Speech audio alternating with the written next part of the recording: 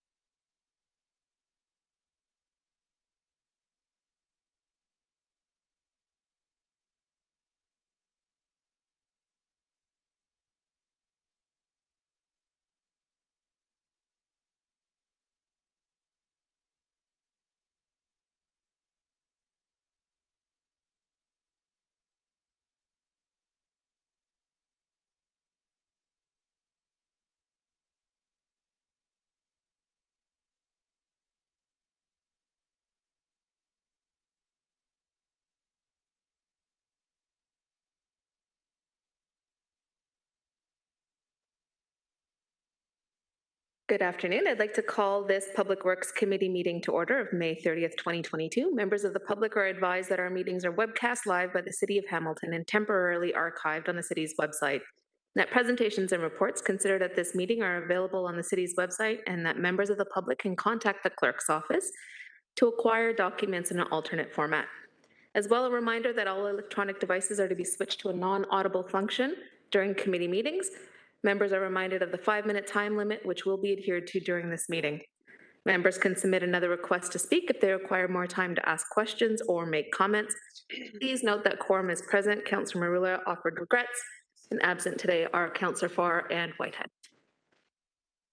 Before we go in any further on the agenda, colleagues, I wanted to take a moment to introduce and welcome our new General Manager of Public Works, Carlisle Khan, who is a first official day in General Manager position.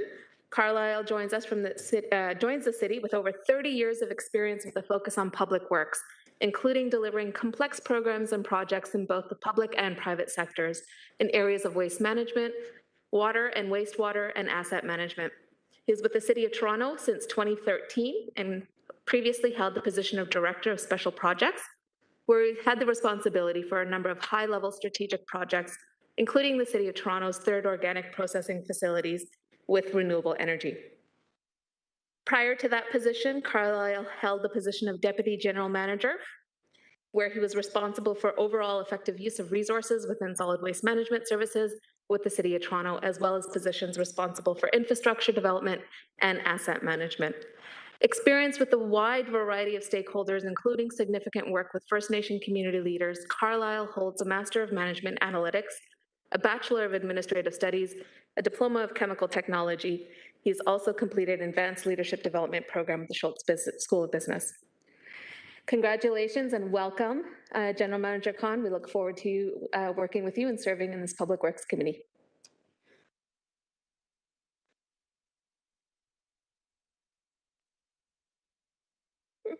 Moving on to approval of the agenda. Madam Clerk, are there any changes to the agenda? Yes, Madam Chair, the following changes were made to the agenda. 6, delegation requests. 6.1, Lakeland Homes respecting Bayfront Park Transit Service Extension, item 7.2 for today's meeting, and it will be considered following item 7.1. 10, discussion items. 10.1, Highway 5 Grindstone Creek Bridge Utility Relocation, Class Environmental Assessment and Conceptual Design, Report PW 16085A, Ward 15. And notices of motion. Item 12.1, investment in Ward 3 Complete Streets Review, Traffic Calming Measures, Ward 3. Thank you, Elsie McIntosh. May I please have a mover and seconder to approve the agenda as amended? Councillor Pearson, seconded by Councillor Powers. Thank you both. Electronic vote, please.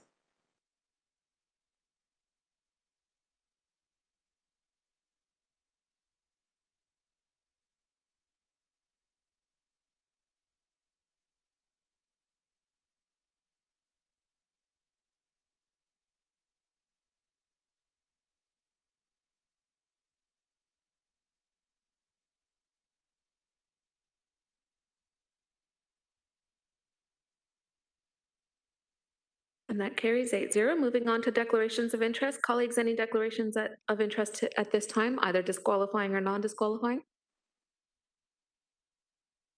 Seeing none, we'll move on to the approval of the minutes of the previous meeting of May 16, 2022. May I please have a mover and seconder? Moved by Councillor Danko, seconded by Councillor Pauls. Thank you both. Any discussion on the minutes? Seeing none, it's before you electronically.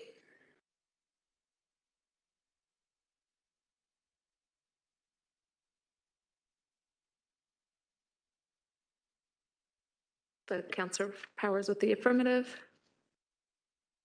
And that also carries. Moving on to delegation requests. First up is 6.1, John Kozlowski, respecting monuments of East Lawn Cemetery for a future meeting. May I please have a mover and seconder for this request for future meeting approval? Moved by Councillor Ferguson, seconded by Councillor Vanderbeek. Any discussion? Seeing none, electronic vote.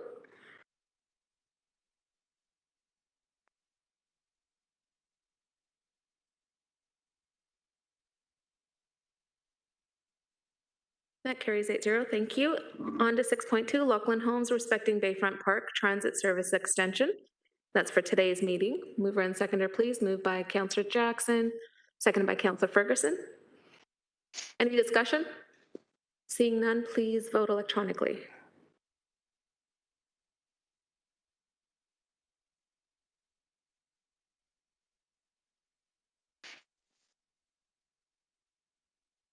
That carries 8-0. Moving on to consent item 7.1 is the capital life cycle renewal, facilities roof replacements, PW report 18065C. Rome D'Angelo, Director of Energy, Fleet and Facility Management, is available to answer any questions. But before we get there, can I please get a mover and seconder to receive this and open up for discussion? Councillor Jackson and Councillor Pauls, thank you. Any questions, colleagues? Or request for overview? Councillor Jackson, go ahead. Good afternoon, Chair Nan. Thank you very much. First of all, huge compliments, Director D'Angelo. I remember a time when, in terms of our facilities departments of the past, many years gone by, that it was more a reactive type of situation when a serious situation occurred, leaks, collapses, whatever. But I really want to commend you and your team, Manager Warner, for the proactive way of putting your master plan of capital life cycle renewals together, both for immediate replacement and repair, as well as looks like over the next 5 to 10 years as well. So first of all, kudos, Director D'Angelo. Secondly, can I just understand correctly, Director, just for example, on your Appendix A, I just want to know when I'm reading this, it says roof replacement schedule for 22-23 in design phase block funding. And you write down replacement year. For example, I'll focus on the two lodges that the city owns, Wentworth Lodge in Dundas and Macassa Lodge on the mountain. You write down the designs of last year, replacement this year, and the amount. Does that mean I don't see the word completion? Or does this, for example, this appendix mean it's a work in progress? Could you elaborate? Through you, Chair Nan, please. Through the chair, Rome D'Angelo, Director of Energy, Fleet and Facilities. Typically, it's really what we're looking at is cash flow, and these funds have been approved, and we typically go through a design process, and then we go into the construction phase. And typically, your construction phase or the implementation of a new roof would typically take 6 months. So it would be in that fiscal year that would be completed, and it depends on the magnitude of the roof. So something like Macassa Lodge, it's pretty extensive and it may take a bit longer, but the intent is that it would be replaced in that fiscal year. Okay, thank you for that explanation, Director D'Angelo. So the hope would be before the end of this calendar year, again with our two long-term care facilities, 2022, before Christmas time, hopefully the roofs will be replaced. And obviously, extra priority from my standpoint for the frail elderly and the staff there in terms of wanting to ensure their facility remains as safe and sound as possible. Director, thanks for all the work you do. Thanks, Chair Nan. Thank you. Next up is Councillor Ferguson, and just a reminder to colleagues to indicate using the icon on WebEx. Yeah, No, well, first of all, I just want to say, guys, it's so nice to see Councillor Jackson back in his Hawaiian shirts. It must be after May 21st, but they're nice and bright. Again, he must have had them plugged in all winter, and so they look great. But I too just want to congratulate Rome to try to stay ahead of the roof problem. That's always a big issue, because if a roof starts to leak, it does a lot of other damage, including mold and damaged insulation and ceilings and so on. So I just wanted to thank him for his report and staying ahead of this issue. That's all. Thank you, Councillor. No further questions? It's been duly moved and seconded. Electronic vote, please.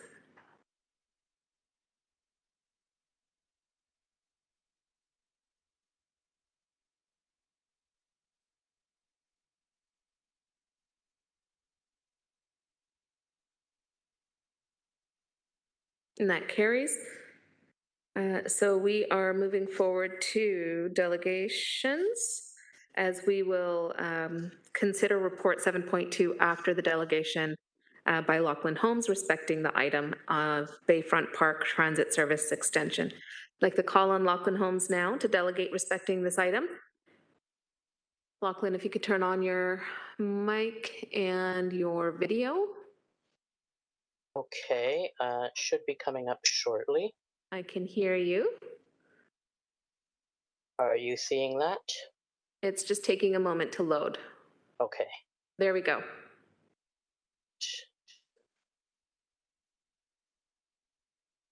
Okay, I am again speaking to you today on the waterfront shuttle.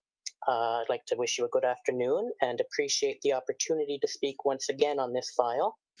I won't belabor the points I made previously, but I did feel that it was important to bring forward some comments and concerns regarding the updated staff report. I'll just start off by noting that I am very grateful to both Councillor Powers for deferring until today and to staff for analyzing the alternative proposal which I presented previously. With that stated, I'd like to address the alternative that staff themselves designed and analyzed. On the screen is an excerpt from the new report. I've highlighted a few points. They indicate the criteria that staff are using to measure their options against in the realm of compliance with the original motion. Was whether or not a route specifically made it into the lower portion of Bayfront Park, and notes that there was some concern over elevation difference between the upper entrance to Bayfront Park and the lower park. If this is indeed the case, then it means that the staff-designed alternative, which services the lower park, was deemed unfeasible for a reason other than route design or compliance with the original motion. This is another excerpt that is critical. It shows how staff have interpreted the spirit and intent of the 10-year local transit strategy in the context of the waterfront shuttle. Quote, an expansion of the Route 99 waterfront shuttle has never been contemplated within the 10-year local transit strategy, and as such, bringing service down into Bayfront Park could be achieved with a route modification. With all due respect, if this is how staff are reading the 10-year local transit strategy, I think we have a big problem. When the 10-year local transit strategy was passed more than 7 years ago, there was no contemplated expansion of the waterfront shuttle. The fact that expansion was not mentioned 7 years ago has now become the justification for a major route cut. The spirit of the 10-year local transit strategy is not one of service cuts and harmful route modifications. It's all about driving ridership and increasing connections. If staff are reading the 10-year local transit strategy and seeing it as a justification to cut, respectfully, I don't think they're reading it correctly. A vote to cut the shuttle without proper public consultation would in no way be in line with the 10-year local transit strategy. I believe that you would become the councillors who voted to make it harder to access the waterfront and to shortchange Hamiltonians in the process.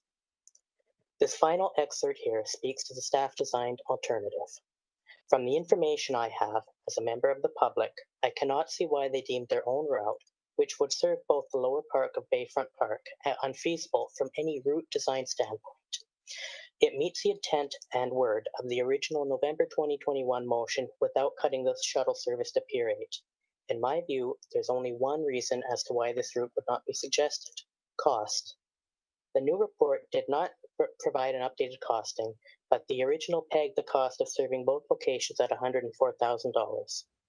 Further, during the previous discussion on this file, the transit director stated that, quote, transit was trying not to add any additional resources and that they were constrained by existing resources. So as an observer, it appears that the only reason as to why the alternative route that serves both destinations was deemed unfeasible is due to lack of funding. How much is $104,000? Well, it works out to less than 18 cents per Hamiltonian.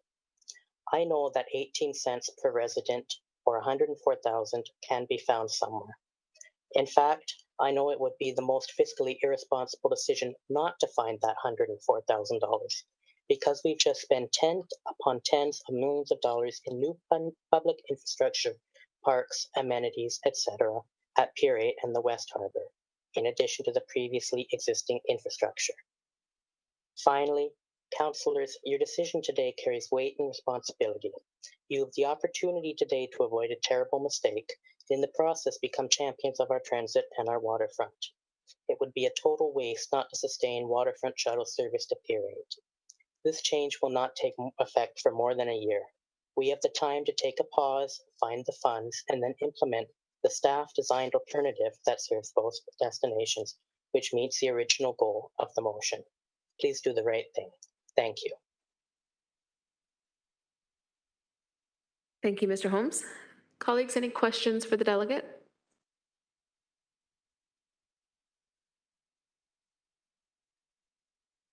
Seeing none, then we will please have a mover and seconder to receive the delegation. Moved by Councillor Powers, seconded by Councillor Pearson.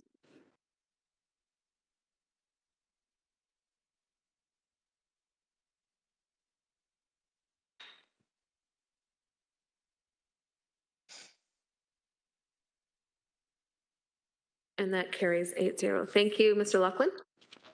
Oh, sorry, Mr. Holmes. My apologies.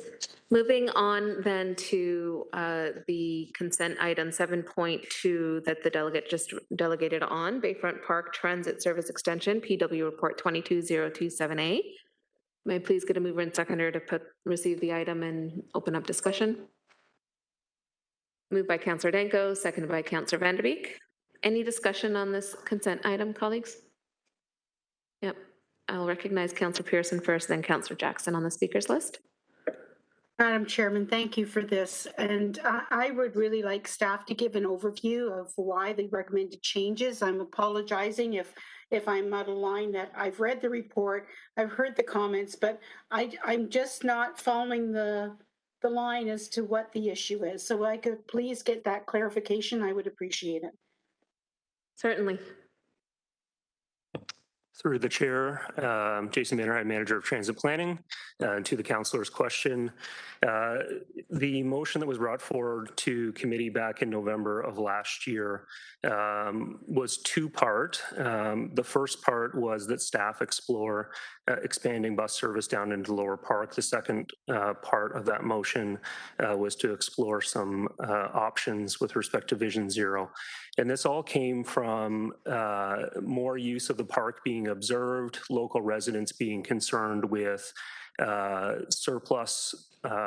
overflow of parking taking place at Bayfront Park, as well as some safety concerns along Harbourfront Drive specifically that were raised to the councillor, and the councillor brought that motion forward. Staff went back and looked from a holistic perspective at all the service that is provided in the area. That's both to Pier 8 and Bayfront Park. And the fact of the matter is we don't have any service that goes directly to Bayfront Park and along Harbourfront Drive and down into the Lower Park.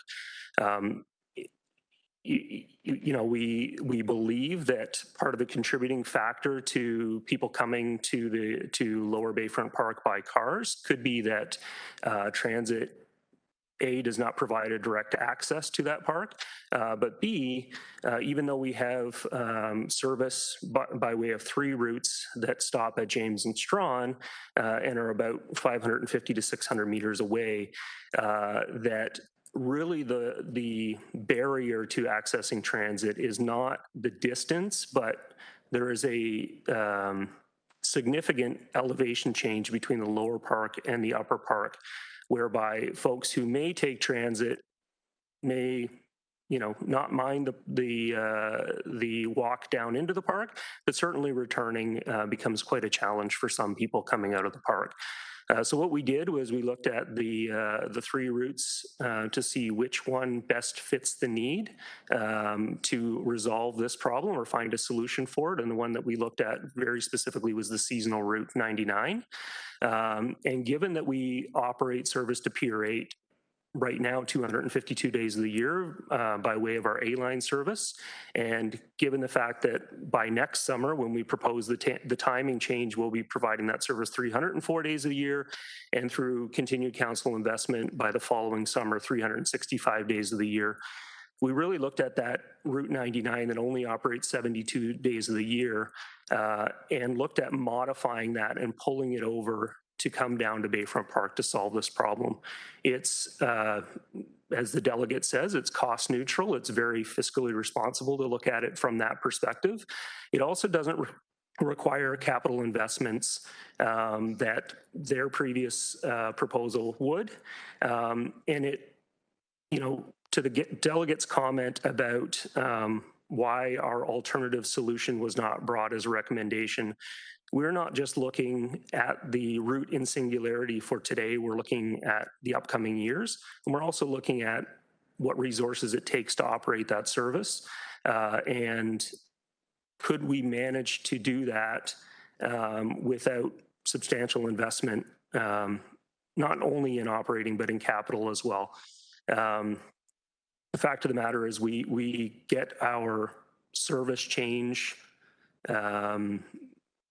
dollars, if you will, or our investment in transit changes through the 10-year local transit strategy. And I think we've been very transparent with council over, where we are intending to put our investments next year and in the following years. And we would not be looking to that envelope of 46,000 hours or 49,000 hours to poach 1,000 hours off of for this 72-day solution when we can do it within the operating budget that we have right now. Thank you. Councillor Pearson? My apologies, my volume was off. Okay, so I don't know, maybe it's just me because I'm not familiar with, but we do have two other buses that go further north. Is that what you're saying to me, Mr. Vanderhyde? So we have the Bayfront. I'm looking at both charts. I'm toggling back and forth from both appendices, and I'm believing I haven't got Appendix B is showing what you're recommending now to Bayfront Park and what was proposed. But are there not two more buses that run along that? Like there's the Burlington bus I know heads north, and then what's the one that goes right down to the waterfront by Williams Cafe? Through the chair, that's correct. We have the Bayfront bus number 4 that operates 365 days a year, brings you within 500 meters of Pier 8. And we have the Route 20A line, the second of our blast routes, that its northern anchor point is in Pier 8. It operates 252 days of the year right now. By summer of 2023, in fact, by fall of this year, we'll operate 304 days a year. And with council's continued investment in the 10-year strategy, by summer of 2024 would operate 365 days a year and full span of service. So not just from 10 a.m. to 9 p.m., but from approximately 5 a.m. until 1 a.m. Okay. I'll wait to hear from my colleagues. Just one last thing I just want to ask, and I'm sure it's still that way.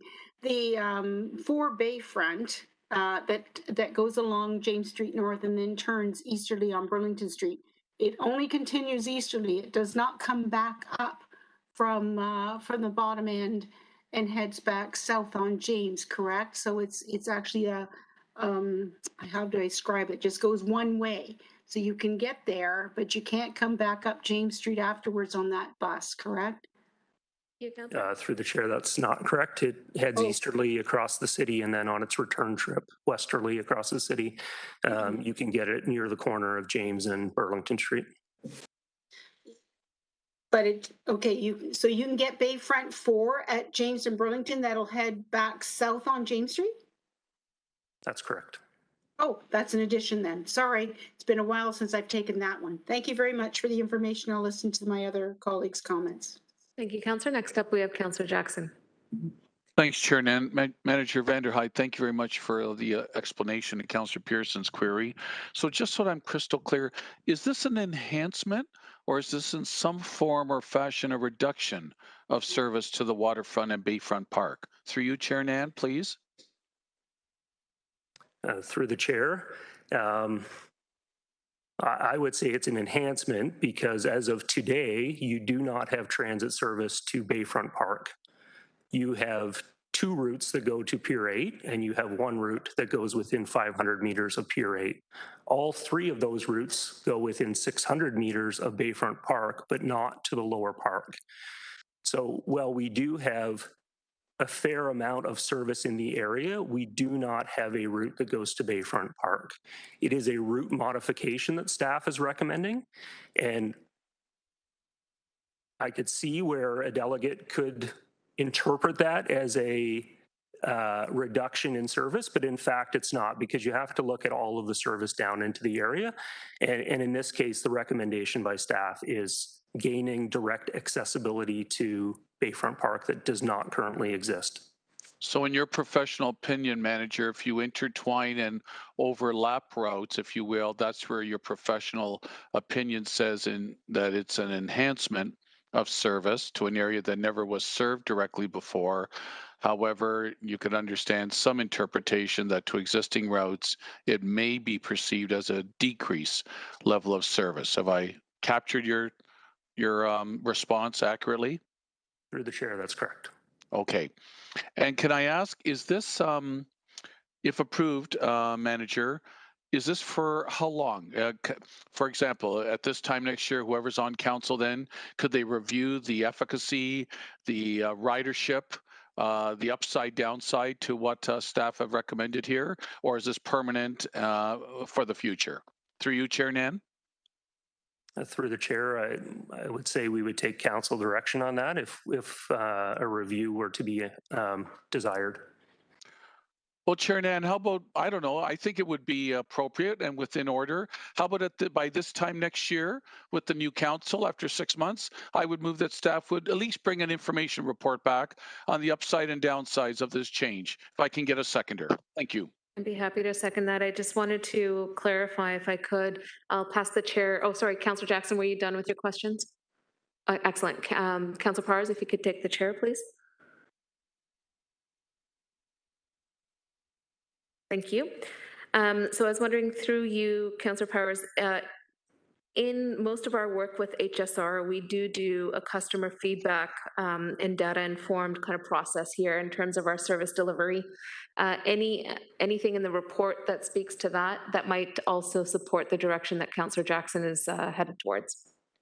What was the plan for customer feedback and review of this route change?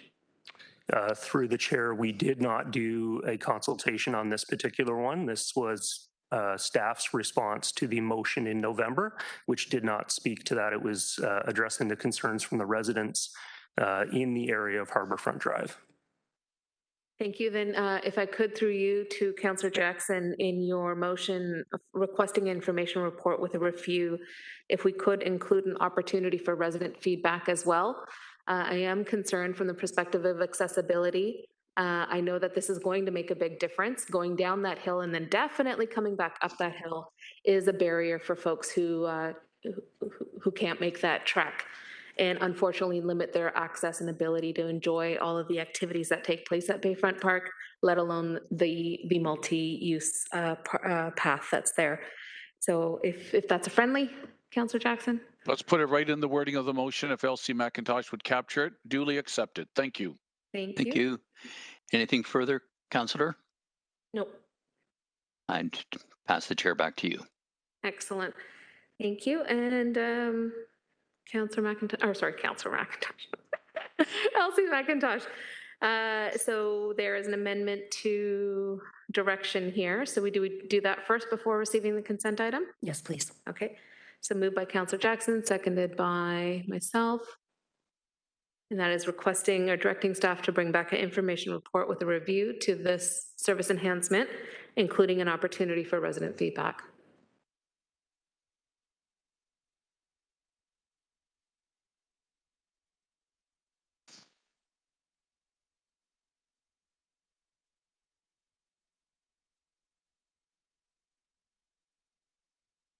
Oh, sorry, Chair Nan, by 12 months from now for, let's say, summer of next year. I should have put that time frame in. Thank you.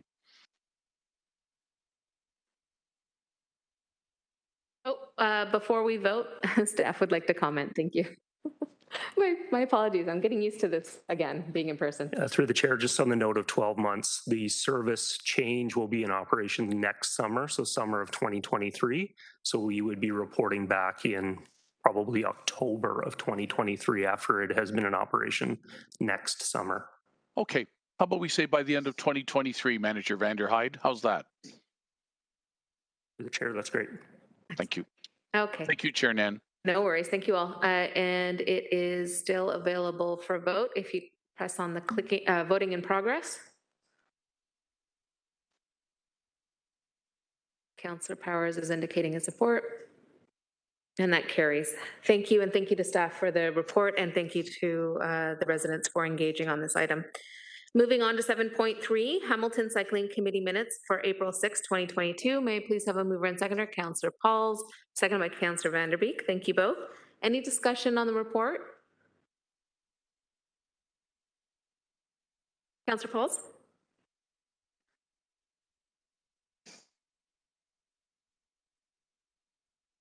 Thank you. I just wanted to make an announcement. Month of June is Bike Month, and I was privileged to bike downtown. So it was great this morning. It was hot, but biking, walking, taking the bus, this is what it's all about in the month of June. So I encourage everyone to try it this month. Take a bus, walk, or ride your bike, either for work or for pleasure. Thank you. Thank you, Councillor. If we could, just my bad as chair, I forgot to approve the main consent item after we had the direction on the floor. So if we could first do that, and then Councillor Pauls and Councillor Van Der Beek will proceed with the cycling committee minutes. So back to 7.2, just briefly on the consent item for receipt. Thank you, Councillor Powers, in the affirmative. And that carries 8-0. And now back to the Hamilton Cycling Committee minutes for April 6th, moved by Councillor Paul, seconded by Councillor Van Der Beek. And please indicate a receipt.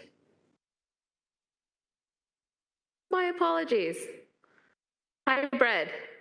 Councillor Danko is on the speakers list before we can vote. Thank you, Madam Chairman. Item 9I in the minutes is a motion from the Cycling Advisory Committee regarding the environmental assessment for Upper Wellington between Lime Ridge and Stonechurch. Specifically, there's direction there that the improvements on Upper Wellington include cycling infrastructure over the link, and that the cycling infrastructure be clearly separated from the pedestrian traffic along Upper Wellington. So I don't know, Madam Chair, if direction is required, but I just want to make sure that this is referred to the EA process officially for consideration. Thank you, Councillor. Staff, any comments on that? Yes, thank you. Steve Malloy, Manager of Transportation Planning, through the chair. That is a notice of motion, so there's no direct motion from the committee. They are part of the EA process, and they're awaiting the next public information center to see what the preferred design alternative is being presented before they would move forward with any type of other motion that they may consider, or whether the alternative that's being presented is sufficient for their needs. Thank you very much for that clarity, Councillor Danko. Perfect. I really appreciate that, and missed the notice of motion, but just wanted to make sure that it's officially part of the discussion. Thank you. Excellent. So it is duly moved and seconded this time for a real electronic vote, or a thumbs up in the case of Councillor Powers.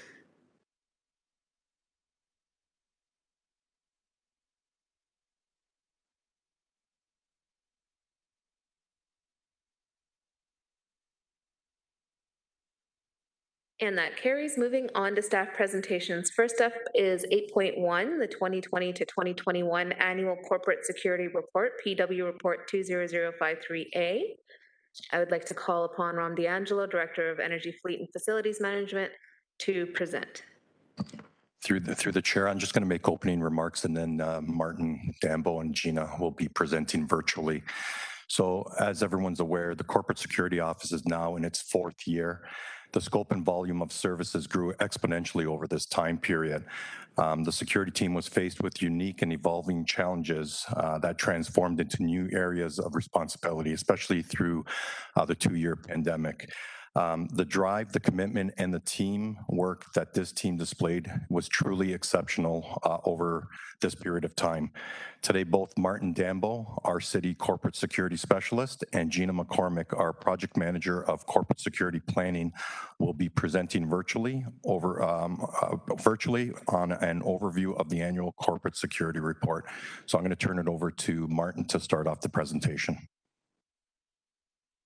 Good afternoon, Chair and members of Public Works Committee. My name is Martin Dambo. I'm the Corporate Security Specialist with Public Works.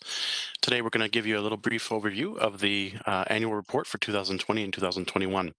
I'm joined, as Rome has mentioned, by I am joined with Gina McCormick as well. Within the overview, within the presentation, we'll have a quick overview as to what the report contains. We'll talk a little bit about our organizational structure.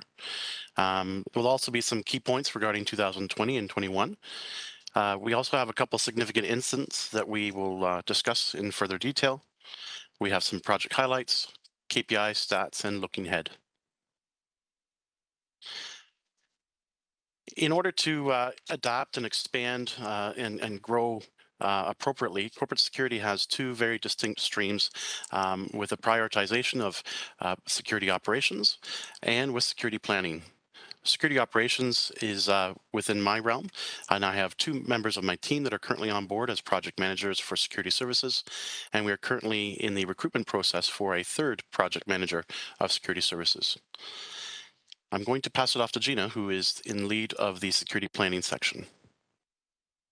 So within the security planning section, we plan on monitoring, improving, and design risk management practices, benchmark with other municipalities, and implement systems that will allow us to excel operationally. We will also be placing a large focus on security awareness training and incorporating yearly drills. Our hopes are that as we continue to raise the bar and set security standards, that our team will grow in order to provide the vast array of services corporate security is already known for. Next slide, please, Martin. So this report outlines the results over a 2-year period. So this is 2020 to 2021 as it pertains to the annual reporting of security operations, technology delivery, system enhancements, and other key accomplishments. This report also includes statistical data and key performance indicator measurements from various information sources.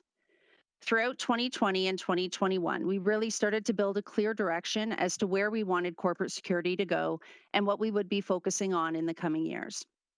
We worked on expansion projects such as the Hamilton Housing Office expansion, which included elements of card access control, CCTV, duress notification, and intrusion detection. We worked on the Mountain Transit Center, which included perimeter fencing and gate and card access control system expansion elements. And we worked on the Hamilton Farmers Market, which included an expansion of the CCTV system. We worked to create the corporate security ENET page as well, which is complete and running, and we will be updating that quarterly.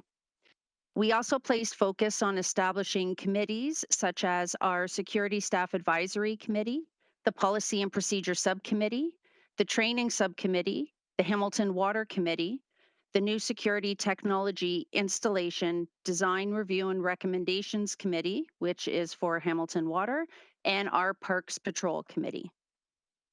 Next slide, please, Martin.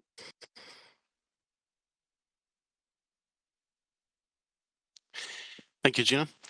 Within the report, the annual report, we have brought up a couple of the major incidents or significant events that have taken place over the last couple of years.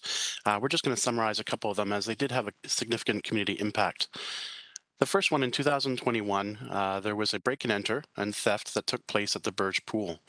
The destruction that resulted as a part of that intrusion was quite significant and impeded the ability by the city to deliver the services at that pool when the season was going to be opening up. There are some pictures on your screen that can show some of the damage as a result. The reason why this actual event took place, there's probably a number of different factors. Some of the factors that we are considering and adapting to was that this took place during the COVID element, where a number of our staff who would normally be within the workplace were not. They were working remotely. While there were still continual inspections of the property by facilities, that inspection was not necessarily done on a daily task where normally we would have staff that would arrive at different locations. The opportunity for this facility to be entered upon and have the destruction did allow for the opportunity that took place with this intrusion was provided probably over a number of days where staff would not normally be doing the inspections. This facility, when it was renovated originally, did not contain an intrusion alarm system, which was not required at the time, but as a factor of that, as a factor of the intrusion. We are looking at that as a mitigation measure as a part of the repair and replacement for this property. I believe that there is some of the estimates that we provide in this have been updated with some of the returns on information, and I think Rome D'Angelo might be able to provide information to that. Although this was investigated thoroughly by police, including some forensics evidence collection, and corporate security continues to work with facilities to make sure that we can maintain our properties and remove opportunities of theft. Another significant event that took place was in June of 2020. This was at the early onset of COVID, when the majority of our staff, again, were not in the workplace. This particular event took place at Dalewood Recreation Center, where we had an intrusion to HVAC equipment that was on the roof. So the intrusion did not take place within the property itself. It didn't result in any doors or windows being broken, but they did gain access to the roof through ladders and entered upon the HVAC equipment to remove some of the precious metals that are within it, or metals that have a higher return factor at some of the scrap metal places, such as copper and aluminum. This particular impact was quite significant in the sense that it did disrupt the HVAC opportunities for that entire facility. With the replacement of this unit at this site, as a part of the mitigation factors, we've introduced a new product called a copper cop, where it's designed specifically for rooftop HVAC units to allow the owner, so in this case the city, to know when it is entered upon, whether it's entered upon by legitimate service personnel to conduct regular inspections, or if it's an intrusion event. That technology is connected to the building's main intrusion alarm system and will trigger both a police and a facilities response. So we're looking forward to assessing the impact of that technology on the site. Its cost impact is very minimal considering the cost of replacement for this unit. Some of the project highlights that we were involved with in 2020 and 2021 were related to the Eastport the Eastport liquid waste haulage depository location. That is the picture up in the top left corner of your screen. There was an increase of services that are offered at that location that also required security cameras. The middle left image that you have is of the Greensville Recreation and Library Center. That installation included both intrusion, CCTV, as well as card access integration. And we also worked very closely with the libraries team as they are a major stakeholder to that location, as well as recreation. The Beverly Community Center, which is a part of the new school that was located out in Beverly, also included intrusion, card access, and CCTV. And then also last year in 2021, there was a very significant installation that took place at the parking lot in the convention center that included about 180 cameras.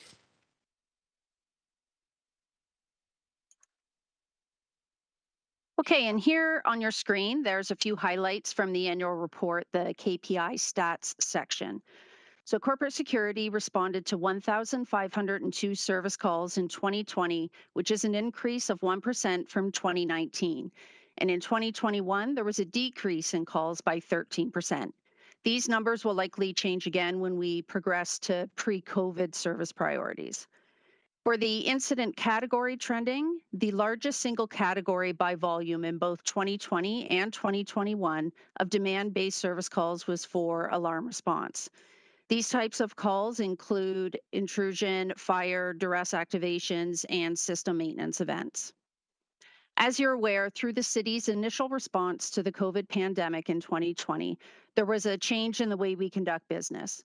Building alarm systems were being utilized for longer periods as staff were not located in the properties during the traditional business hours. This anomaly and change from regular business patterns are believed to be a contributing factor in this 7% increase for 2020. With this 7% increase, 85% of those alarm calls were met with a physical response within 30 minutes. And this is one of our KPI objectives as well. In 2021, the number of alarm calls dropped below 2019 numbers. This has likely contributed to the city's evolving response and adaptation and continuing to deliver municipal services throughout the COVID pandemic with the return of city staff into the various city buildings. Next slide, please, Martin. In 2022, we will be focusing on security awareness training that will include the creation and implementation of a workplace emergency guide, council chamber evacuation procedures, and emergency event training with the introduction of regular drills within all the facilities. We will be enhancing emergency event communication to local and geographical stakeholders by implementing an incident management system and expanding the current emergency notification system at City Hall with a phased approach to the remainder of the city. For interior reconfigurations, we'll be target hardening and establishing a clear demarcation between public and private areas, working on council chamber security technology enhancements, and implementing corporate security technology standards for public transaction counters at the municipal centers. In order to provide real-time information and communicate quickly with one another, we're working towards implementing portable radios that would have the ability to integrate with other systems such as the incident management system. The Corporate Security Office in 2022 will also be working to raise the bar for security services in the City of Hamilton.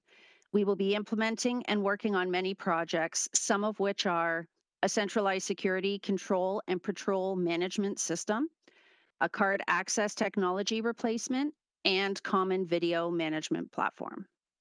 Next slide, please, Martin. Thank you for allowing us the opportunity to present, and Martin and I are available for any questions you may have. Thank you all. Colleagues, any questions on the report and presentation, please?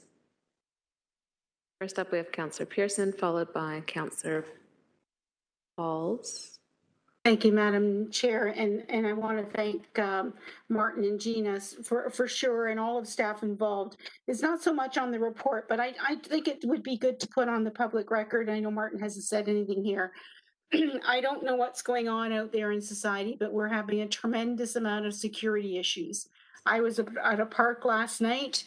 The security issues were 3 young ladies were climbing the roof of one of our storage sheds, refused to get down, so they had permission, not only causing a danger to their own safety, but danger and damage to the roof of the facility.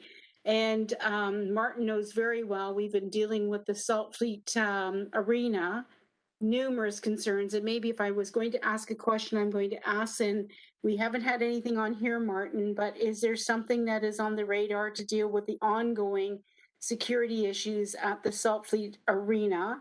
And for my colleagues, understanding, I've got kids, talking kids, quote unquote, they're climbing on the roof, trying to remove the vent covers and gain access into the building.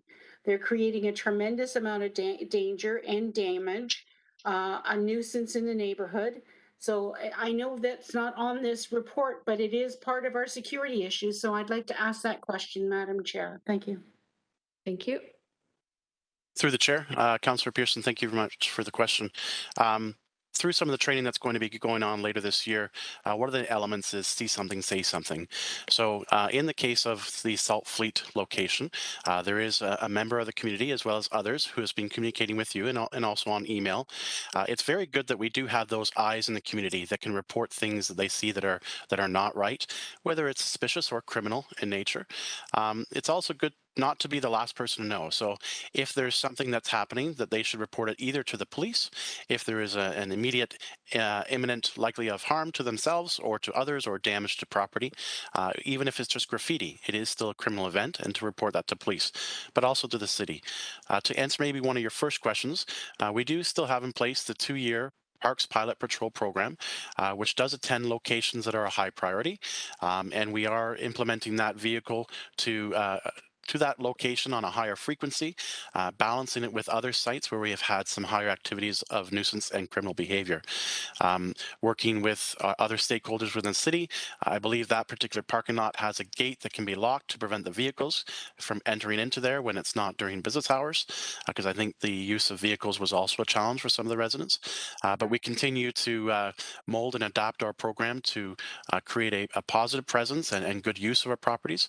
But we definitely rely on Hamilton Police to be a supporting factor in responding to criminal elements. Appreciate all of that, Martin, and certainly the information. But I guess so to get to the bottom of possibly the ongoing vandalism and access concerns to Salt Fleet Arena, would we be looking at putting some type of security or signage on the building?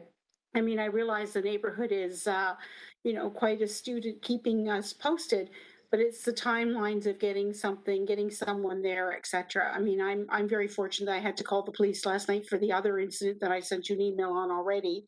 And they did come out, but they came out probably within an hour. So whether they're able to catch them or not, that's the issue. So would we be looking at something going forward of some type of monitoring system on these buildings? Through the chair to Councillor Pearson, you are correct. A monitoring system does exist within the interior of that property. So if an intrusion did take place, even through the vents up in the upper deck area, it would trigger a response. There is some technology that we're also researching with some of the manufacturers out there that uses radar to detect where people are in areas that are not expected to be. So we're hoping to look at some key locations where that may be a factor, and this location might be a great example for us to consider that. Well, I would really appreciate that. And if anything, some signage to let them know that there is a security, there is a system in the building. So if they do get in, they will trip alarms, because I don't think that is signed on the outside of the building currently. And you'd raised a very good point about the parking lot. I think we're going to have to move forward in addressing who locks the gate, because that was the biggest thing through COVID and last year, is because the arena wasn't being used, the perception in the neighborhood is the gate should be locked, but Public Works equipment do use the parking lot through snow removal times, of going in there and circling around, etc. So, I mean, it's one hand knowing what the other one's doing, and I think we have to continue to work through that. So I'm certainly going to put that on your radar as well. Okay? Thank you, Madam Chair. Thank you, Councillor. Next up is Councillor Pauls. Thank you, Chair. And my button doesn't work to speak. That's why I put my hand up, Chair. Anyways, first of all, thank you, Martin and Gina. I'm just wondering, you said 85% was physical response. What other response would you do if it's not physical? Through the chair, Councillor Pauls, thank you for your question. The 85% was related to a physical response within 30 minutes, which is a key performance indicator goal of ours to achieve a physical response on the property when there is an alarm system. The other 15% would have been arrivals beyond a 30-minute time frame. So all of them do have a physical response. That 85% is our measurement of being able to have a geographical distribution of our resources that can still attend a property legally, keeping in fact that we still have to obviously apply the Highway Traffic Act, that we cannot speed to a site. So all those factors we need to make sure that we can still achieve a 30-minute response, but have the proper resources in place. Thank you, Martin. And the other question is, have there been a false alarm with all these responses? So let's say it wasn't anything there once you got there. Nothing was happening. Through the chair, Councillor Pauls, yes, there are a number of the calls that are false alarms, and those are documented within the annual report itself. False alarms are where we do not find a cause for the alarm. There are a number of different factors, depending on what the building may be, that contribute to a false alarm. It may be staff who enter in through a building and do not turn off the alarm in time. It may be staff, or it may be contractors who are providing support at the building that are unfamiliar with it. But we do document all calls and also a subcategory whether they are an actual or a false alarm. So do you have a percentage of false alarms? of all the calls? I know you said they were going down. There were less incident in 2021. Do you have a percentage that are false alarm? Through the chair, we do. That's within the report. I will have a look for that and get back to you as soon as I can. That's perfect. And I agree with Councillor Pearson. Last year, I was at Inch Park, and there were 3-4 kids on the top of the roof, a sun shelter. And they were just on top. I don't know what they were doing up there, but I told them to come down, and they didn't care who I was. I said, I'm the counselor. I could call security, and they said, go ahead. They did not care. So, and also in parks, I'm glad that you said something about we're doing something with the parks to have some security cameras. I don't know if I heard that, but especially in Inch Park, last summer, kids were going around 11 o'clock at night, 12 o'clock, jumping in the pool there and having a party. And I had so many calls from residents. So what are we doing with the parks? Can you repeat that again? Through the chair, Councillor Pauls, the parks, we do have a 2-year pilot project for Parks Patrol. That Parks Patrol starts at 6 p.m. and ends at 6 a.m. And the initial deployment of that Parks Patrol was to support the hours where staff would not normally be within the park working. We do have 1 vehicle on the road at that time, and they do attend sites that have a higher priority or recent complaints related to nuisance or criminal behavior. Areas where there are pools, there is some technology that can be considered at some of those locations. There is obviously some liability factors when we have pools in outdoor areas that are not necessarily monitored, but we use physical structures such as fences to prevent people from getting into them. But we have had cases where people do jump the fence or cut through. So we can look at an individual incident on a case-by-case basis to see if there's additional mitigation beyond what the city already has in place for those locations. There are a number of different solutions related to cameras that do work well in environments such as a pool, an outdoor pool environment. Thank you very much, and thank you for your presentation today. Thank you, Councillor Powers. If I could turn the chair over to you. Thank you. Through you, and thank you, Project Manager Dembo and McCormick for the presentation, and Director D'Angelo for the overview. I noticed that the burglary strats are going up in 2021, overall incidences going down, and some of that being attributed to the pandemic and less people kind of generally around the facilities and in the facilities. I am concerned about the $5,000 theft then turning into $250,000 worth of repairs that we need to be doing.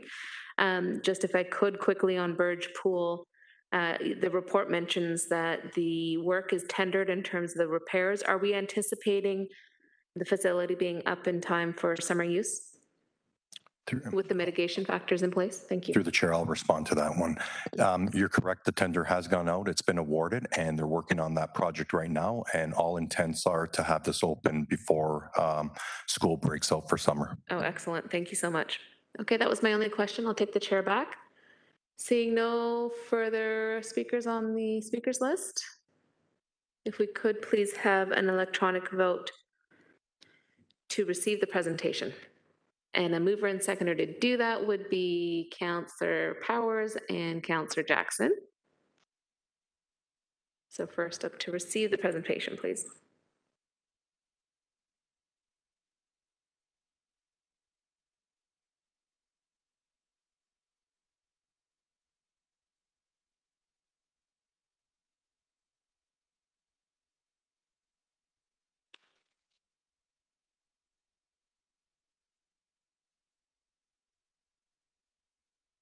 Councillor Pearson, are you able to vote?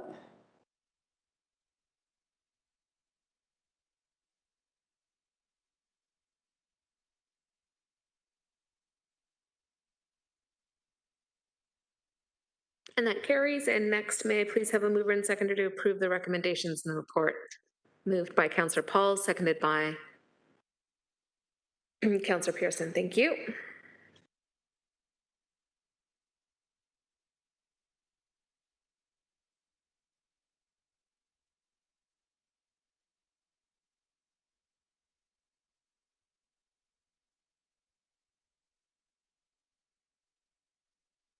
And that carries. Thank you, colleagues. Next up is item 9, public hearings. 9.1 is the proposed permanent closure and sale of a portion of public unassumed alleyway abutting 192 East 22nd Street, Hamilton, in Ward 7. As required under the city's bylaw number 14-204, a public meeting is required. Notice of this public meeting was provided and posted on the City of Hamilton's website. The notice advised that anyone whose lands are prejudicially affected may appear before committee. Clerks have advised that no one pre-registered to be a virtual delegate. So are there any members? No. Public here in attendance? Nope. And seeing none, may I please have a mover and seconder to close the public meeting? Moved by Councillor Ferguson, seconded by Councillor Pauls.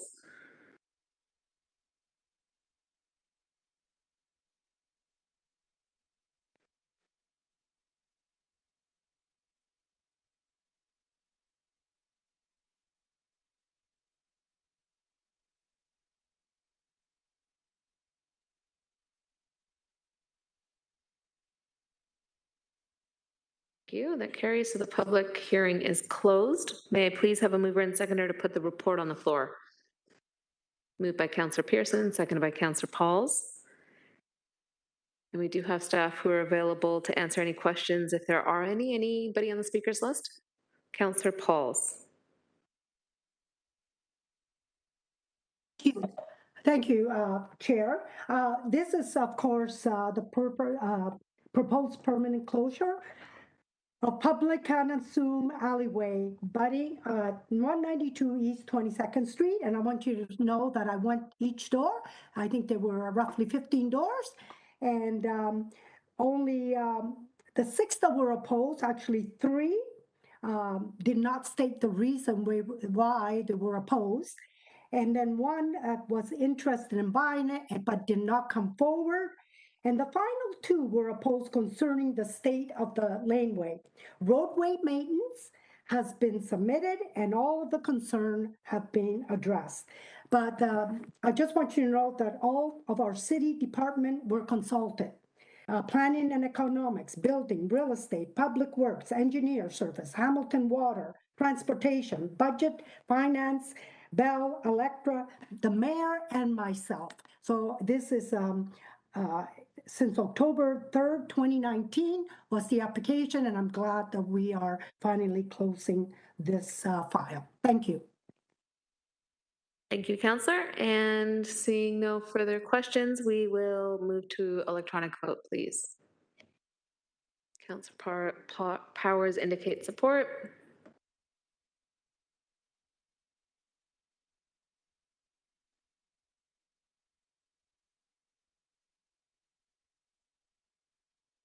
And that carries. 9.2 is the proposed permanent closure of sale of a portion of unassumed alleyway abutting 67 Graham Avenue South, Hamilton and Ward 4, as required under the city bylaw number 14-204. The public meeting is required. Notice of this public meeting was provided and posted on the City of Hamilton website, and the notice advised that anyone whose lands were prejudicially affected may appear before committee. Clerks advise that nobody has pre-registered, and looking in the chambers, there is nobody here to speak on the proposed alley closure. So we will first have a mover and seconder to close the public meeting. Moved by Councillor Powers, seconded by Councillor Vanderbeek. Thank you both.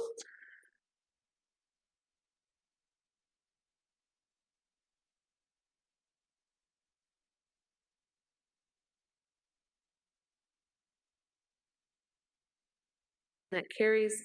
And please have a mover and seconder to put the report on the floor. Same. Okay, Councillor Ferguson, go ahead, and then Councillor Pearson. Any questions, colleagues, before voting?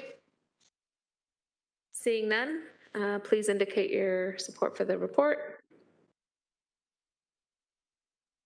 Councillor Powers, thumbs up.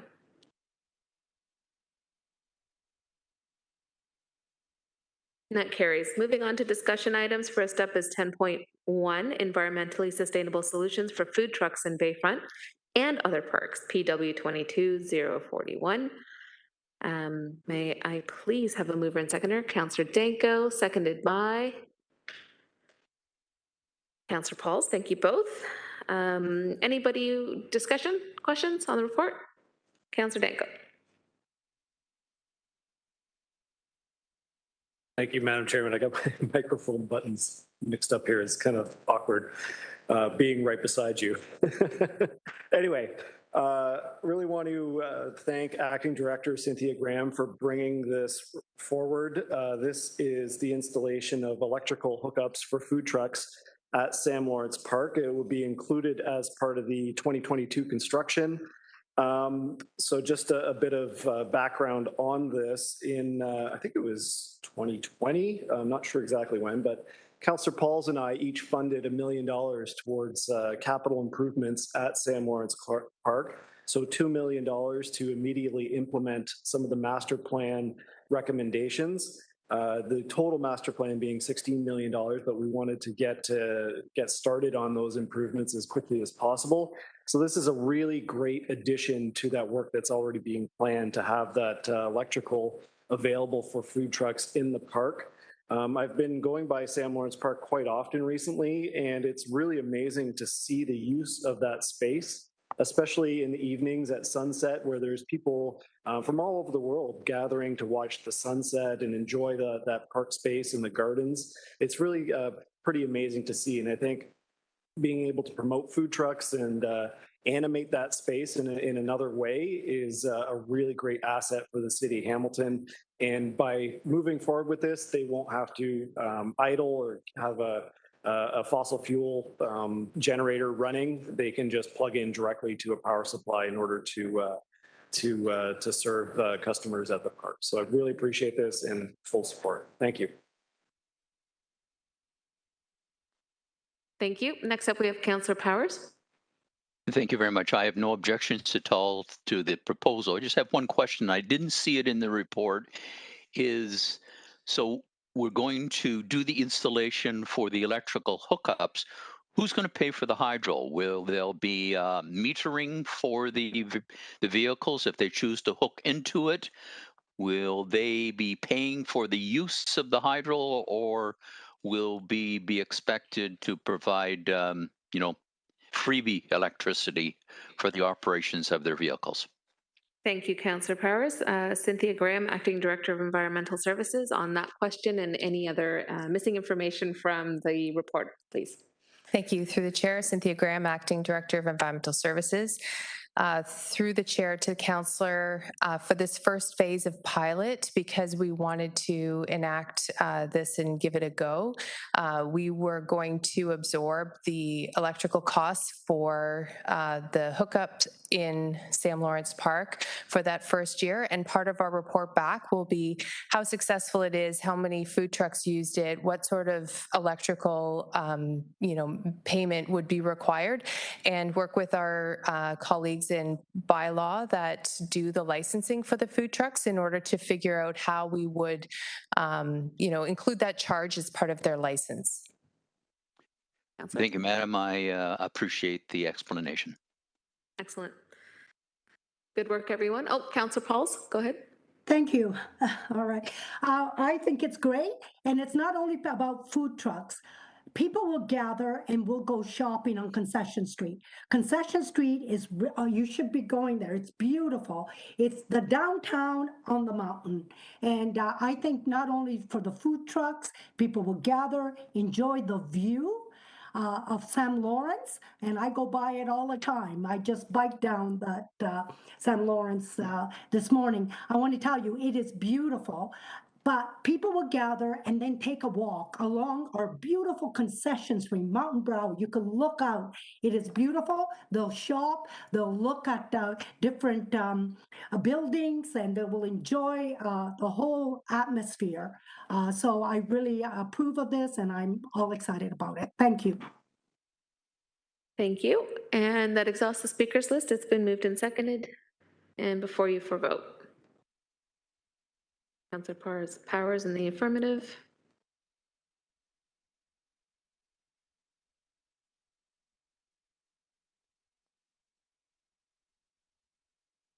Councillor Vanderbeek, are you able to vote?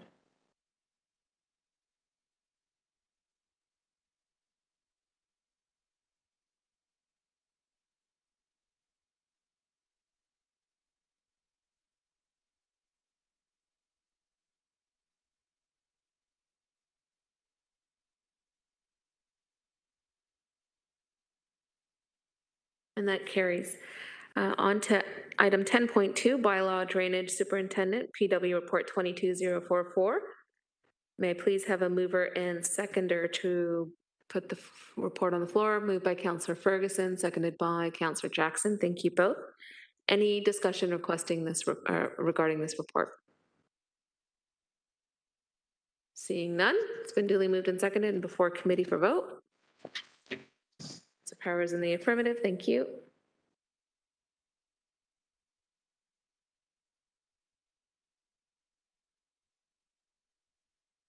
And that carries. Moving on to item 10.3, Highway 5 Grindstone Creek Bridge Utility Relocation Class Environmental Assessment and Conceptual Design, PW Report 16085A. May I please call on Acting Director, Engineering Services, Susan Jacob, to introduce the report. But before that, could I just quickly get a mover and seconder to put the report on the table? Moved by Councillor Vanderbeek, seconded by Councillor Pearson. Thank you both. Thank you, Madam Chair. Acting Director Susan Jacob for Engineering Services. So Class CA was undertaken for the Grindstone Creek Bridge on Dundas Street in 2015. The Class CA established that we need a separate bridge for the utility to carry the utilities such as water main, sanitary sewer, force main, bell, etc. But during detailed design, we identified that extra property is required and the property owner was not willing to sell the property. We did additional investigations to identify how we can avoid the property taking. And it was recommended, or it is now recommended, to cancel the Class A to construct the utility bridge, but to go ahead with a single bridge that will carry the traffic as well as the utilities on it. We'll be adding a multi-use path as well on that bridge. Thank you for that overview. Colleagues, any questions? Okay, so it's been moved and seconded. Please indicate your vote. Councillor Pars with the thumbs up.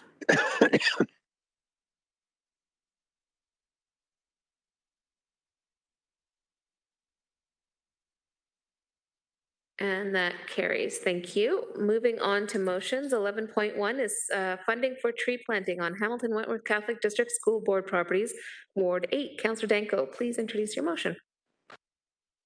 Thank you, Madam Chairman. It's moved by myself and seconded by Councillor Nan. This is funding for tree planting on HWCDSB properties in Ward 8, whereas the City of Hamilton has declared a climate emergency. Whereas through increased tree planting initiatives on public property, the city continues to work towards meeting targets for the 30% urban tree canopy coverage as set in the council-approved draft urban forest strategy. Whereas increasing the tree canopy by planting trees on private property has many environmental benefits to the residents of Ward 8 and the wider city.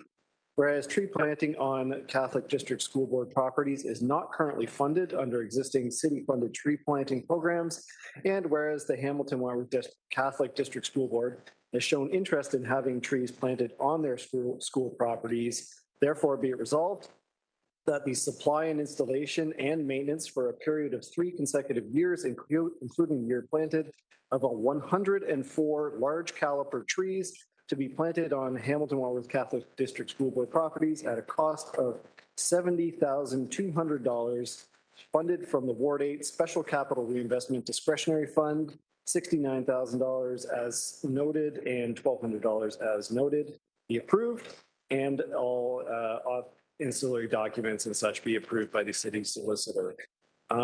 Just really briefly, Madam Chairman, a few weeks ago, we had a similar motion that was to plant 54 large caliper trees on Hamilton Wentworth District School Board properties. That was in consultation with Trustee Becky Buck. And at the same time, staff identified 300 additional locations for trees. And this motion before you is specific to Catholic School Board properties in Ward 8, working with Trustee John Valvasori and the Catholic Board. And they're winning the race here, Madam Chair. They have 104 large caliber trees for the Catholic School Board property. So in total, that's 158 new trees on private property in Ward 8, plus an additional approximately 300 tree locations on the public right-of-way adjacent to those properties. So really appreciate our forestry staff and our City Hamilton staff for working with the Catholic School Board on this, and looking forward to getting those trees planted this spring. Thank you. Excellent. Good job, Councillor, in addressing the deficiencies identified previously in the urban canopy in your ward. First up is Councillor Ferguson. Yeah, thanks, Madam Chairman. I have real issue with this. I think it's a slippery slope to start down. You know, we when we first put together this area rating money for wards 1 through 8, the intent was because it was the older city that was impacted, and it was used to give a kickstart and renewal to core infrastructure, sewer, water main, sidewalks, curbs, and so on. Now we're just being expanded into trees to have this money spent on, and I don't think that's core infrastructure. But more importantly, now we're putting it on other boards' property, and that's their responsibility. It's their school, it's their property. They should be planting those trees, not the city, and using our resources. I think we're just starting to get reckless with this area rating money, and I'm strongly opposed to this. Strong opinion. Thank you. Any other speakers? Yeah, Councillor Danko. Thank you, Madam Chairman, and maybe I can just address some of those comments. I really appreciate the concern and do agree that the area rating funds are for core infrastructure. However, in my opinion, trees are certainly core infrastructure. They are a critical part to the infrastructure that our residents rely on in our city, and are an important part of the quality of life that we provide to residents. I do appreciate the concern that these are on private property, but the Ward 8 has been identified as having some of the lowest tree canopy coverage in the city. And the urban forestry plan actually identifies that we, in order to meet our objectives, have to look at opportunities for tree planting on private property.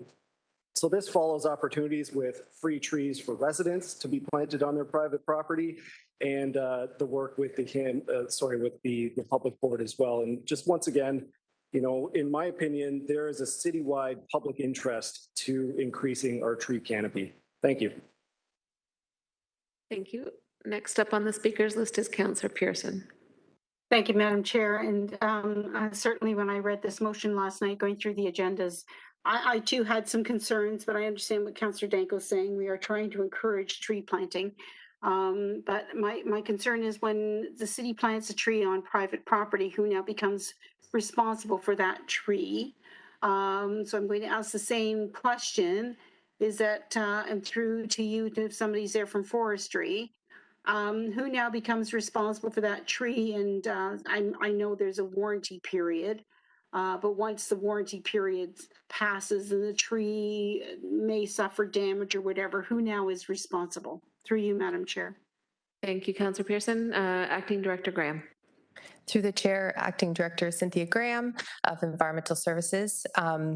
So in response to the question, this motion sets out a 3-year warranty period that our staff will complete in order to ensure that the tree is established well and rooted well. After that, it becomes the full and sole responsibility of the landowner, similar to our private tree giveaways. When we give those trees to residents, they would be responsible for the trees planted on their land. Thank you. Councillor. Thank you, Madam Chair. Through you to Cynthia. When we plant the tree on a homeowner's private property, they're fully responsible, or do we also hold a 3-year warranty on that? Through the chair, sorry, that was confusing. You're right. The private tree giveaway is just the provision of the tree. They are to plant it and they are responsible for it through the private tree giveaway on residential properties. This motion lays out the 3-year warranty period that the city will contribute and ensures the trees are established, and then it becomes the full responsibility of the school board. Thank you. Councillor? New phone and I can't hang the thing up. Thank you. Anyways, okay. So then one last question I want to ask Cynthia. When we plant trees on the city boulevards, is it a 3-year guarantee and maintenance on our city boulevards? Through the chair, yes, those are city trees, city assets, and we perform the maintenance to ensure they're established correctly and appropriately. And yes, it's a 3-year process to do so. Okay, I will bite my lip and support this, but I've had major issues with trees and maintenance in my ward, and I mean, this just stretches out the ability of the contractors of the crews and what they're doing. But I know I recognize the need for trees, but I too have a concern with the responsibility of maintenance. Thank you. Thank you. No further speakers on the inspired. Councillor Pauls and then Councillor Ferguson, second time. Thank you. And through the chair, this reminds me of the playground that's on school property. And we had to write an agreement saying, yes, it's a school property, and we're going to put a playground, who's responsible, but there's an agreement. Is this sort of like the agreement we're doing? And my second question to that is, has it ever been done throughout council that city would supply the school board, Catholic and public, with trees? Or is this the first term ever? Thank you. Through the chair, I'll first go to the playground piece. Yes, we have agreements with school boards for when we install playgrounds on school board property. There is a recognition that those are used by the general public after school hours, and our staff do ongoing maintenance through those agreements. So that's really what we're trying to address with those agreements. I'm going to ask Robin Pollard, our manager of forestry and horticulture, to just pop in and clarify if there's been other examples of tree plantings that she knows of. Yes, thanks, Cynthia. Through the chair, I just want to make one quick correction on the response that you previously gave to Councillor Pearson. The trees planted within the right-of-way, there's no specific time period for the warranty because they're planted within the right-of-way. They would be basically warranted for the life of the tree because they'd be a city asset. The only time we have warranties on trees planted within the right-of-way are for new subdivisions. And those are because they're planted under a supply, install, maintain contract, which is similar to what this motion is replicating. To you, Councillor Pauls, to answer your question, the agreement is being written up with our legal department. It will be an agreement between the school board and the forestry section to ensure that after the warranty period is up, it is their tree to maintain. So they wouldn't be calling us to prune it, to remove it, to replace it. But within that 3-year period, the contractor that we are instilling to do the work will water it and will replace it if it dies. Thank you. The only other piece that I'm missing there, I can look into whether or not this has been done in my time at the city. No, but I can look into see if this has some precedence. Thank you very much. And if I can just offer as chair, we have had city partnership with City Housing Hamilton, for example, so not the school board, but with City Housing Hamilton just recently with trees as well, in the same spirit. Second time speaker, Councillor Ferguson, please. Just a question to follow up to Robin, if I can. Robin, so these trees being planted in the right-of-way then, the road allowance that's owned by the city? Through the chair, Councillor Ferguson, no, these are planted within the actual school property, so within private property. The 300 trees that Councillor Danko mentioned will be within the right-of-way, so those are separate to this. So this is the first time we've ever planted on school board property, specifically not on the road allowance that's owned by the city? That I know of and that I can confirm, yes, but I could be wrong.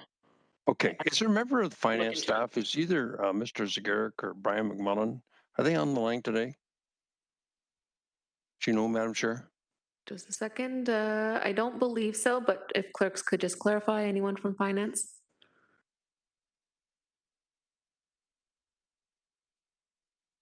Nope. So Councillor Ferguson, if you want to take that question to finance offline. Well, I'll raise it at council. I just want clarity. We've had a lot of debate about what this area rating money can be used for.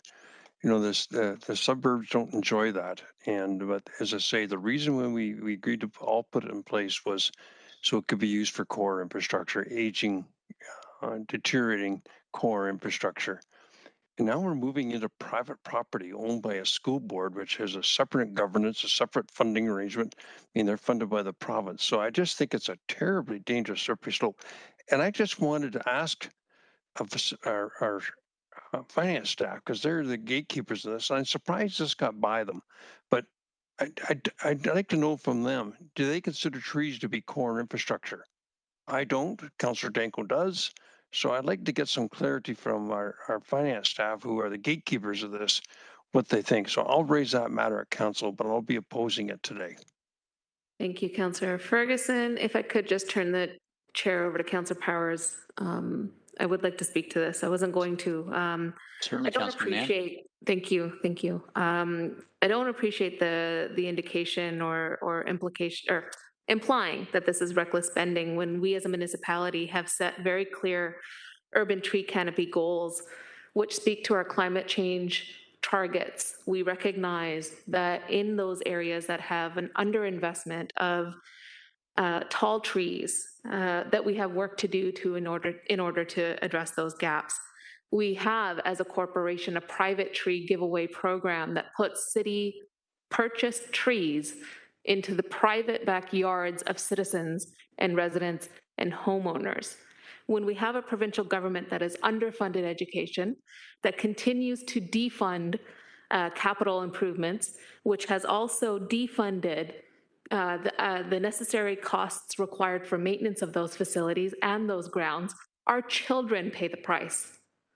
Not having trees in schoolyards, not having green infrastructure to be able to have a high quality of life, let alone be able to have the benefit of fresher air as a result of these trees.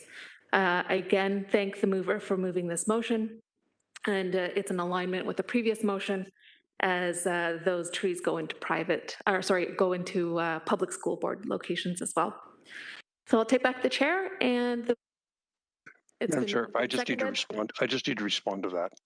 Back on the speakers list, third time, Councillor Ferguson, go ahead. Thank you. So it's reckless core infrastructure spending is what it is.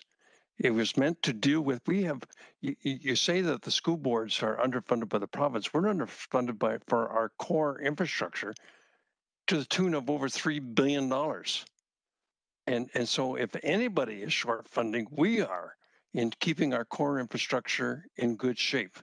We just saw the report today on the roof. So I just don't like crossing over into others. If we're putting in private citizens' backyards, we may have to reconsider that. I believe most of them went on front yards, so they improved the streetscape. I don't know whether they are or are not on the road allowance. But I just think this is a terribly slippery slope, getting away from our core mandates and planting trees on a school board property. I think that's unprecedented. So I just wanted to respond to the chair's comments on that it's reckless for core infrastructure. Okay. Moved and seconded and before committee for vote.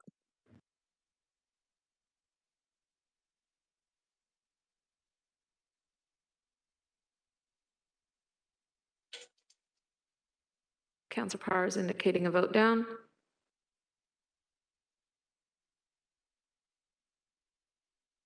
Councillor Pauls, are you able to vote?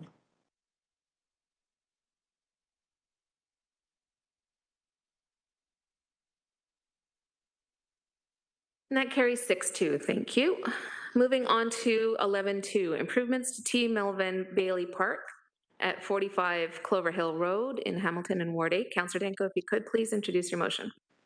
Thank you, Madam Chairman. So once again, moved by myself, seconded by Councillor Nan, improvements to T. Melville Bailey Park.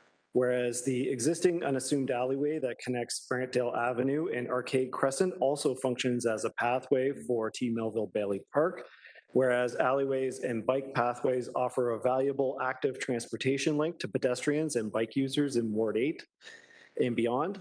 Whereas the local community has expressed interest in the establishment of a community garden at T. Melville Bailey Park, and whereas infrastructure, including compliance investments associated with the reestablishment of a water source, is needed to support a community garden at T. Melville Bailey Park. Therefore, be it resolved, A, that $60,000 of funding be allocated from the Ward 8 Special Capital Special Investment Fund to support the repaving of the alley that connects Brantdale Avenue and Arcade Crescent in T. Melville Bailey Park at 45 Plover Hill Road, and B, that $9,000 of funding be allocated from the Ward 8 Special Capital Reinvestment Discretionary Fund to provide the necessary infrastructure improvements to support the community garden at the park. And there should be a part C, I think, here. Maybe that's on the next page. There we go. That the mayor and city clerk be authorized to and directed to approve and execute all required agreements and ancillary documents. So again, just once again, real quick, this is a pathway that connects the park out to Brantdale Avenue and Arcade Crescent. It's asphalt right now, but it's in bad shape with potholes and mud and all kinds of things. And so this is an opportunity to repave that access. If you've never been to Melville Bailey Park, it's actually a really interesting space. It's kind of tucked away between two streets, and it offers a pedestrian-only access between those two roadways. When my kids were younger, it was one of our favorite places to go because it really felt kind of like a hidden oasis in between, right in the middle of the neighborhood. And then the second part is residents in the area have requested a community garden at the park. So the $9,000 in funding is to provide the water source connection that is necessary for them to put in their community garden so that they're able to water the plants throughout the season. So appreciate being able to put that on the floor. Thank you. Thank you. Any speakers? Seeing none, please move and indicate your vote. Councillor Powers in the affirmative.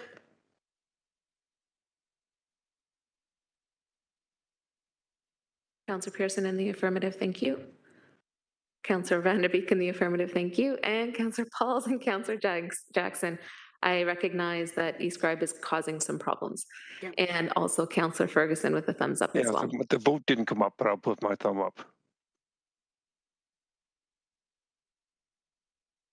And that carries unanimously. Thank you all.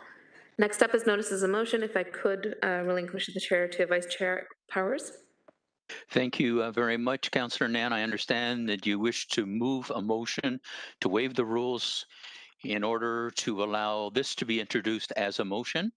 Is that correct? Yeah, I do, yes. And it's moved by myself and seconded by Councillor Danko for waiving of the rules. Thank you. The reason being that we want to be able to implement some of these traffic calming measures soon after the next community consultation, which is taking place on June 23rd. So it's time sensitive in order to implement some of the strategies coming forward. Thank you. Okay, does anyone else have any comments on the waiving of the rules?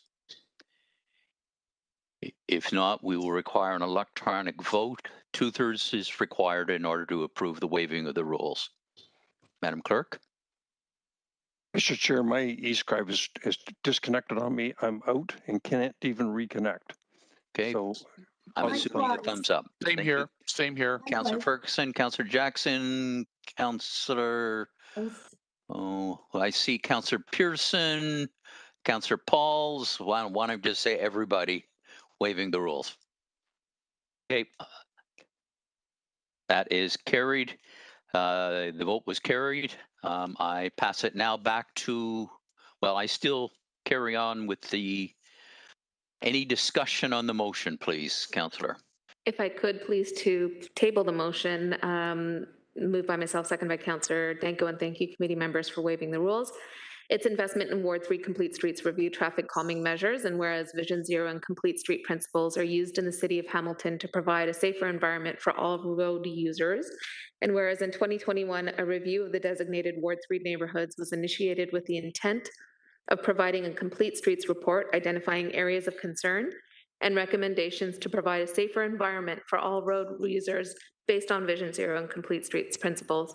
Whereas the Complete Streets review included a focus on traffic calming measures at problem locations considering road width, classification, surrounding land use, proximity to schools and playgrounds, access roads from arterials, on-street parking, and other considerations.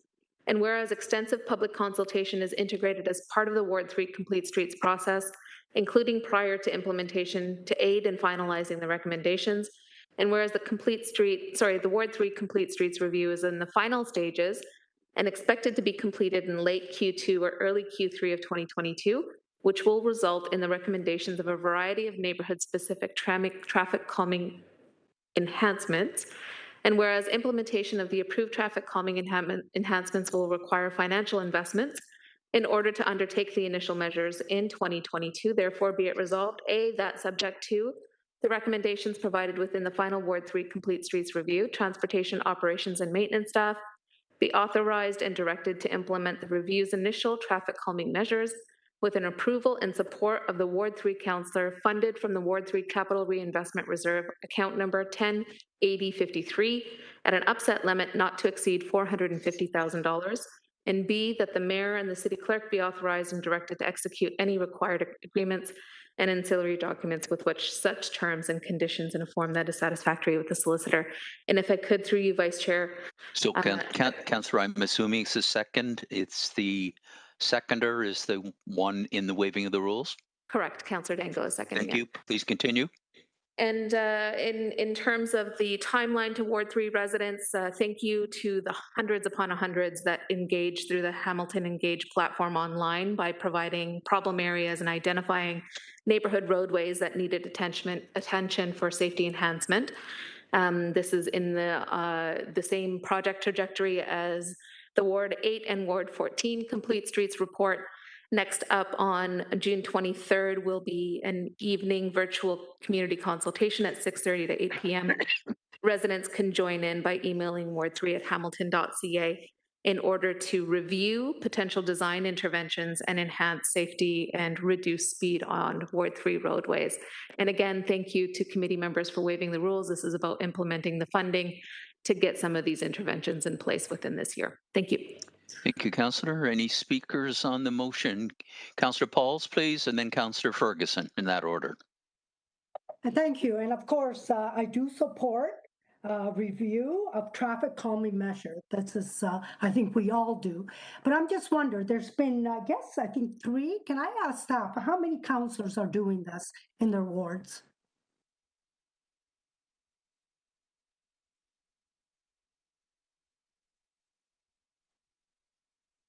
Anyone able to answer that inquiry? Through the chair, it's Mike Field. Can you hear me okay? We can, Mike. Thanks. Oh, thank you. My video was lagging on me. Mike Field, I'm the Acting Director of Transportation Operations and Maintenance. Through the chair to the councillor, there are currently 4 initiatives through 4 wards. As Councillor Nan mentioned, wards 8, 14, 3, but also a smaller one within Ward 2. All right. So my question is, it is obviously a lot of money to put out, 400, 500,000, whatever. I think it was 400 and something. And I agree, we need to know safety of the street. I'm all for it. But I'm just wondering, Ward 8 did one. Could we not look at Ward 8 and look at Ward 7 in the same scope? And the reason is this: we have the same probably schools, we have the same kind of streets. Do we have to, and that's the question I want to ask, do we have to do a review of every ward? Is that requesting by staff that we do that? Through the chair to the councillor, these were motions that we received from these councillors to look at very specific neighborhoods within their wards. And it wasn't the full ward that was being reviewed, but those those isolated neighborhoods that they believed would be conducive to having more intensive study.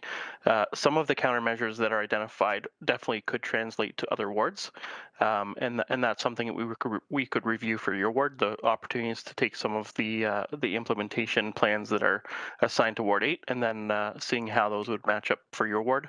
But they are specific to the neighborhoods, and public engagement is a huge piece of it, in which we're seeking direct input from residents who live on those streets and in those neighborhoods that are being reviewed by these complete street studies. Thank you, Mike. And you know, in my ward, there's a lot of residents of email, speed bumps, other traffic calming measures, and I'm always saying yes, we'll look at it.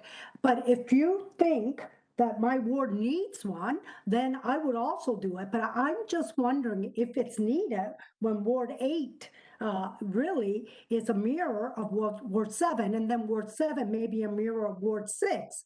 And we could look at that. So Councillor Pauls, your question, please. We're addressing Ward 3 right now. Right. That's the motion. Yes. Could you? What is your question relative to Ward 3? My question was, are we trying to do it in all wards? And obviously, I think they translate, but I will support. It's not my ward, and I agree with Councillor Nan. If her ward's demanding and they want to do it, I'm for it. But I just wanted to know the question, how many wards are doing it? And because of the financial as well. So thank you, and I support it. Thank you. Councillor Ferguson, please. I've lost Councillor Ferguson. I don't even see him on the screen. Councillor Ferguson, are you there? Oh, he must have got a good tee off time. Anyone else? Let's go to the vote now.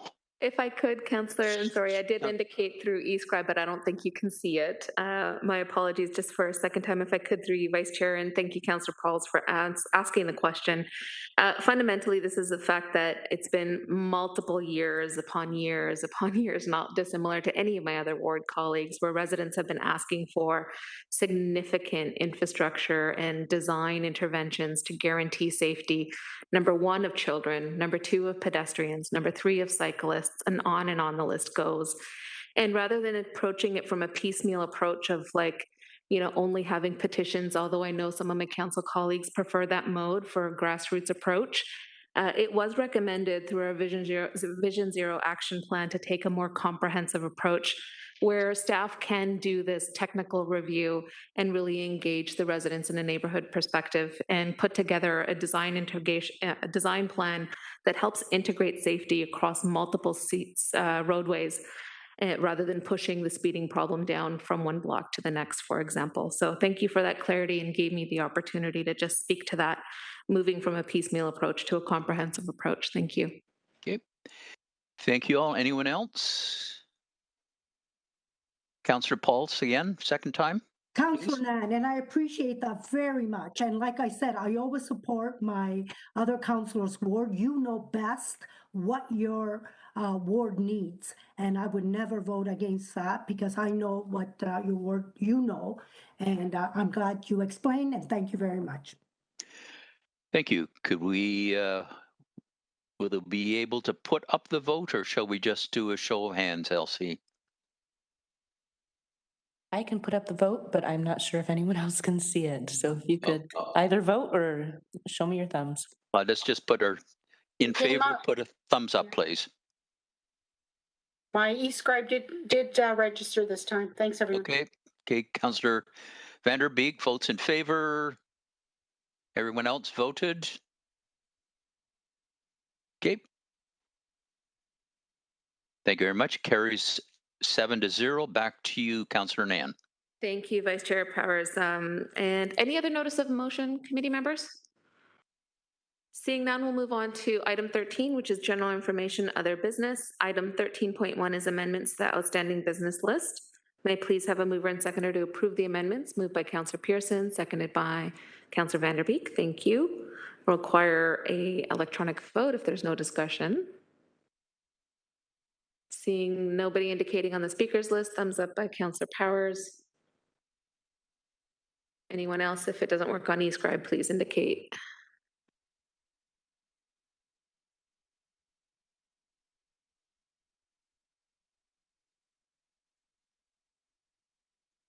Councillor Vanderbeek, did you indicate your vote? Thank you.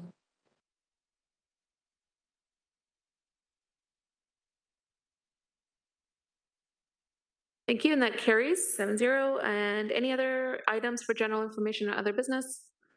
Seeing none, it's time for adjournment. Thank you very much. Moved by Councillor, all of them.